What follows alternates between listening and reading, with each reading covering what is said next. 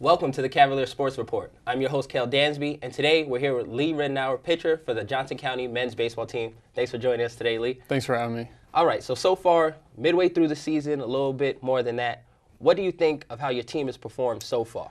I think for the most part, we've performed really well. We're second in the division right now. We have an outside chance of maybe getting a conference championship, but the most important thing right now is to get that second seed and host a regional and get rolling into the playoffs. So the team is 19-9 in that division, as you had said, second place. Mm-hmm. Went through a little bit of a rough stretch, 4 games in a row that you guys had lost. How do you guys band together and kind of turn it around? Well, it's really all about preparing, at practice, and seeing balls, fielding ground balls, getting the routine plays done. As long as we can execute the fundamentals, we'll be all right. I mean, we kind of set an equation earlier this year where we were going to go out and score 7 runs every game. Pitchers, our goal was to allow 4 runs or less and minimize the team fielding errors to 1. And every time we fit into that criteria, we were able to get some wins. I know we had a series of wins, I think 10 in a row, before we kind of hit a rough patch. But we've been rolling pretty good through the year. What is something that your coach tells the team to kind of get everyone focused again? I've met with Coach Shelley before, really cool guy. What does he tell the team when you go through a rough patch? He tries to set team goals. Right now, last weekend it was let's try to take some big games against Cali County, get into that first place position. Now it's kind of more centered around hosting that regional, which is huge to have that home field advantage and. Just getting after it, working hard every day. If we have a mental lapse here, it's really going to affect us in the game, and in that sense.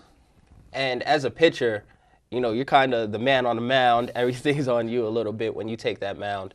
What is something that you do to prepare yourself to go into a game? For me, it's all about after start, getting myself ready for that next start, getting my body, healthy, my arm feeling good. So when I go out and take the mound, I can get it and go and really set the tone for the game. I really personally feel it's crucial for the starting pitcher, whether it's me or whoever, to go out there and set the tone for the game. So our quick 1, 2, 3 in the first is big, and get our hitters up and get those runs on the board. Pitching at home versus the road, what's the biggest difference? Do you feel a difference when pitching at home or on the road? The biggest difference is no 3-hour bus drive. I get to sleep in my own bed, so a little more rested. I try not to make an excuse. I try to get fully rested as I can and go out there and compete every time. But I mean, getting up at 7 in the morning, 3-hour bus drive, and looking towards a doubleheader on the road is a little less favorable than getting to the field well rested and stuff like that. Would you rather pitch the first game of a doubleheader or the second? First game, absolutely. No, I'm feeling good. I get a DH some too, so I like pitching that first game.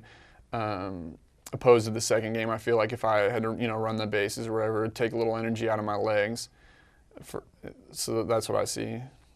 All right. So coming down the stretch, what are some of your personal goals as far as pitching, hitting, as you say? Yeah. What do you hope to do, and what can you improve upon?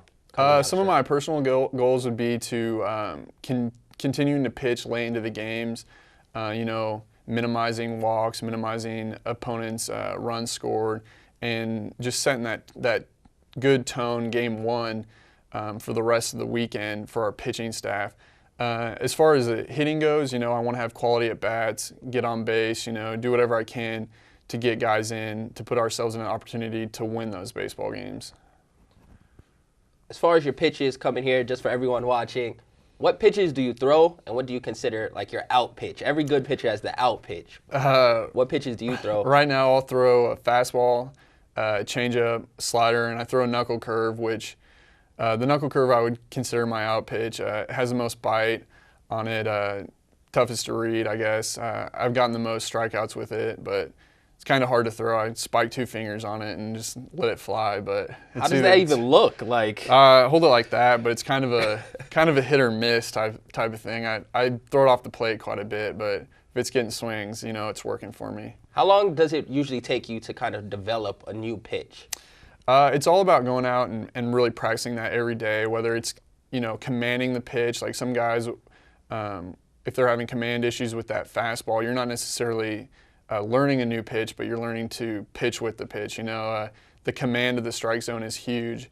I mean, for me, I really haven't had a good solid changeup in the past year. So for me, it's all about going and just getting that grip, getting used to the feel of the ball, where I need to release it, whether I need to come inside, but just throwing it on a consistent day at practice and taking that into the game. All right, so we're going to give the viewers a little bit of insight into what you personally like. Who's your favorite pitcher right now? My favorite pitcher right now, I'm going to have to go out with, from the left side, Cliff Lee, you know, dominant pitcher, throws strikes, commands, fastball, changeup, and curveball. From the right side, I'm going to have to go with either Justin Verlander or Roy Halladay. Verlander's got that overpowering stuff, overpowering fastball, overpowering off-speed pitch, where Halladay goes out and is a real pitcher. You know, he's hitting both sides of the plate, he's cutting the ball, running the ball, and dominating guys that way. It's fun to watch. Who was your favorite player growing up? Favorite player growing up was Alex Rodriguez for sure. I loved Alex Rodriguez. I've been lucky enough, I have Alex Rodriguez autograph.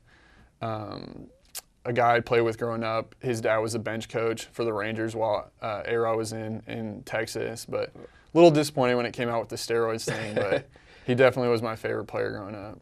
Definitely. Nothing wrong with liking A-Rod. Yeah. You know, diehard Yankees fan. Keep the love alive for A-Rod. He's going to win another championship this year. Mariners in the late 90s were a fun team to watch with Randy Johnson on the hill, and then you got Ken Griffey Jr. and A-Rod going through that. Definitely fun to watch. One of the best teams ever, too. Yeah. But they win 113 games or something in the season. 116, something ridiculous. Never won it all, but it was fun to watch. Definitely. So, last question. What other sports do you play besides baseball? Like, what's your other hobbies or sports that you well, growing up, I played basketball for fun.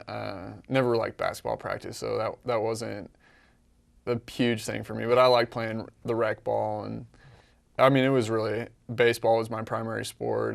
Everything else was just for fun, playing flag football or whatnot. So. Yeah, you're a pretty big guy. Yeah. Don't play tackle football. You're not hitting me. Yeah. Thanks for joining us today, though, Lee. Everyone out there, thanks for joining us as well. You can check out the rest of the Cavalier Sports Reports on the Johnson County Athletics YouTube page. I'm Kel Dansby. Till next time. Thanks. Thank you.